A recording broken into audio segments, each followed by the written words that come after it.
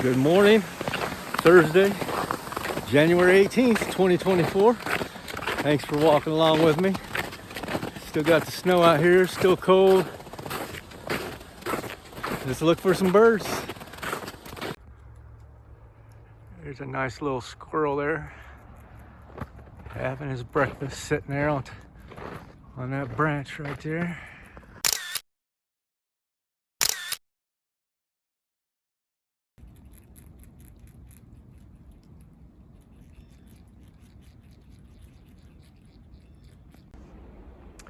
It's 26 degrees out here. We're off the green belt here in Kingsport, Tennessee, over near Cleek Road trailhead. It's down that way.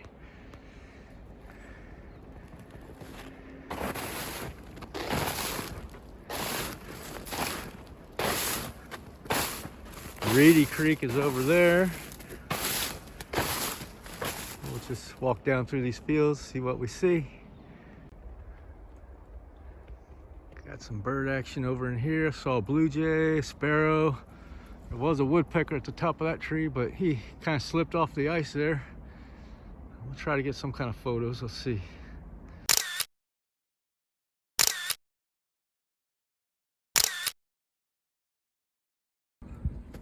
There's the Reedy Creek. Some little bird flying over there. I'm trying to get his picture.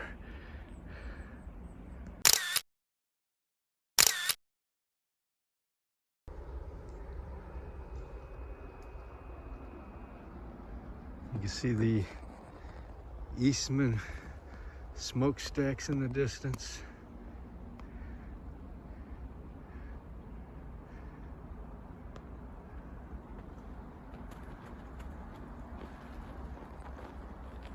Right here by the Reedy Creek. There's a little bird right there at the edge of the water. I don't know what he's doing down there. Trying to get him a drink or something? He's right below where the snow is. Maybe he's just foraging for some food right in there.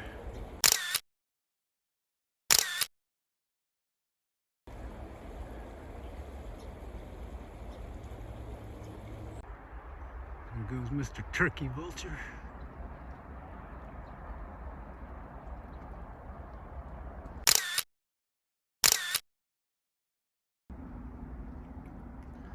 There's a bunch more flying down that way.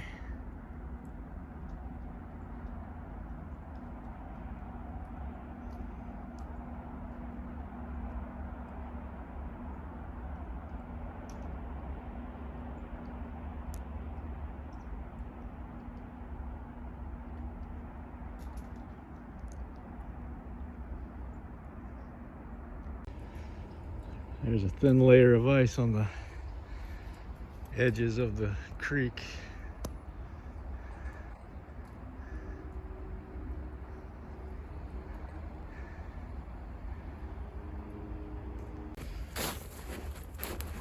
Do you think that ice would withstand the weight of a snowball?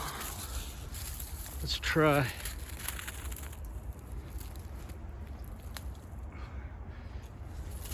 How about a bigger chunk of ice? Kind of splashed through there. It's not very thick. Some birds over here.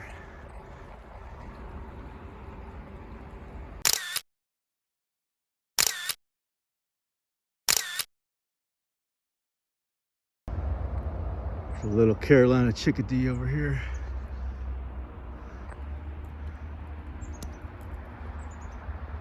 There he goes.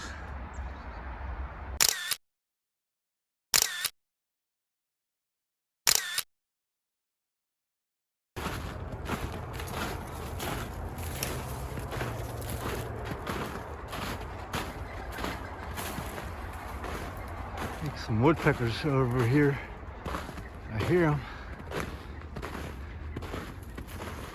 I see one up there. Let's see if I can get a shot of them. There's two of them right up here. kind of a distance away. Got a photograph, but I don't know how well it's going to come out this distance. From here they look like, I was thinking they were pileated woodpeckers, but now I don't know. I can't really see them very well from here. They're not acting like woodpeckers. Huh. I'm gonna try to get a closer shot.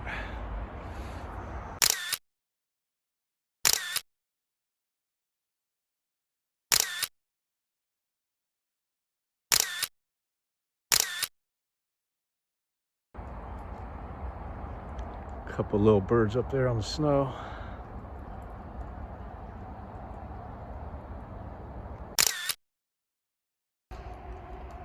That's a weird shadow up in the sky, like a straight line shadow.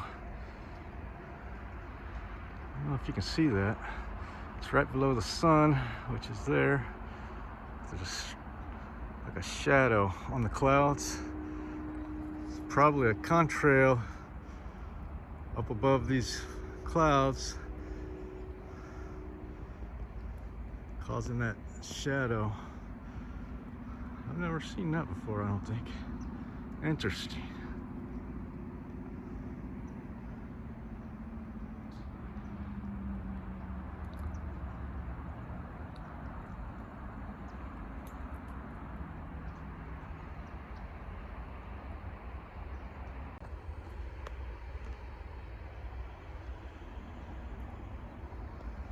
There's a little pond over here. Or just a big mud puddle. I don't know what it is.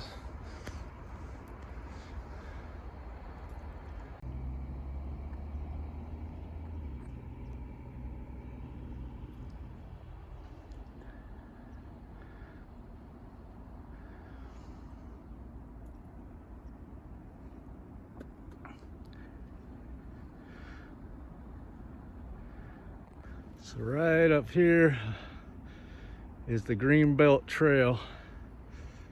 I'm gonna walk back over to the trail. There goes a bird, just flew over my head there, landed on the top of that tree down there. Got a picture of him, but I don't know what he is.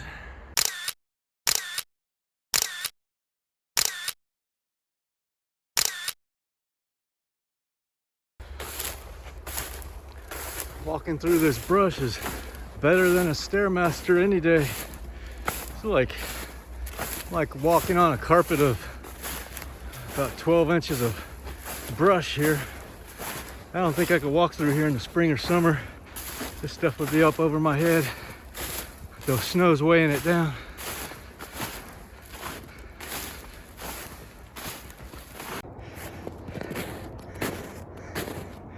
That was more of a climb than I expected. But we made it back up to the trail.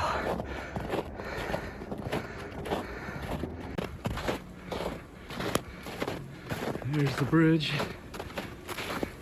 And we go up this way to Orabank Road. Right past this little waterfall here.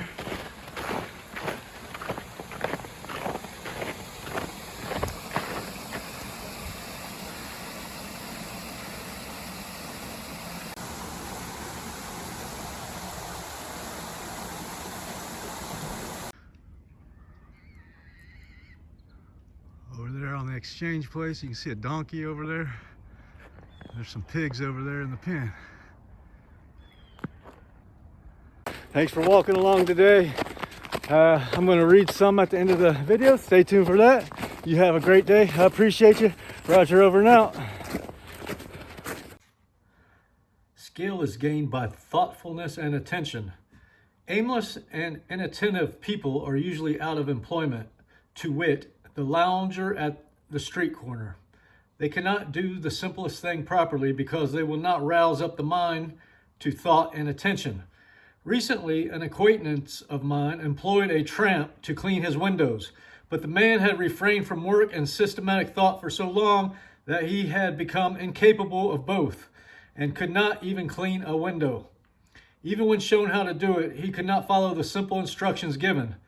This is an instance, too, of the fact that the simplest thing requires a measure of skill in the doing. Efficiency largely determines a man's place among his fellows and leads one on by steps to higher and higher positions as greater powers are developed. The good workman is skillful with his tools, while the good man is skillful with his thoughts. Wisdom is the highest form of skill. Aptitude, an incipient wisdom. There is one right way of doing everything, even the smallest, and 1,000 wrong ways. Skill consists in finding the one right way and adhering to it. The inefficient bungle confusedly about among the 1,000 wrong ways and do not adopt the right, even when it is pointed out to them. They do this in some cases because they think in their ignorance that they know best, thereby placing themselves in a position where it becomes impossible to learn, even though it be only to learn how to clean a window or sweep a floor. Thoughtlessness and inefficiency are all too common. There's plenty of room in the world for common. There's plenty of room in the world for thoughtful and efficient people. Employers of labor know how difficult it is to get the best workmanship. The good workman, whether with tools or brain, whether with speech or thought, will always find a place for the exercise of his skill. Resourcefulness is the outcome of efficiency. It is an important element in prosperity, for the resourceful man is never confounded. He may have many falls, but he will always be equal to the occasion and will be on his feet again immediately. Resourcefulness has its fundamental cause in the conservation of energy. It is energy transmuted. When a man cuts off certain mental or bodily vices which have been depleting him of his energy, what becomes of the energy so conserved? It is not destroyed or lost, for energy can never be destroyed or lost. It becomes productive energy. It reappears in the form of fruitful thought. The virtuous man is always more successful than the vicious man because he is teeming with resources. His entire mentality is alive and vigorous, abounding with stored up energy.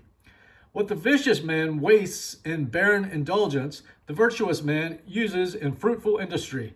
A new life and a new world, abounding with all fascinating pursuits and pure delights, open up to the man who shuts himself off from the old world of animal vice, and his place will be assured by the resources which will well up within him. Barren seed perishes in the earth. There is no place for it in the fruitful economy of nature. Barren minds sink in the struggle of life. Human society makes for good, and there is no room in it for the emptiness engendered by vice. But the barren mind will not sink forever. When it wills, it can become fruitful and regain itself. By the very nature of existence, by the eternal law of progress, the vicious man must fall. But having fallen, he can rise again. He can turn from vice to virtue and stand self-respecting and secure upon his own resources.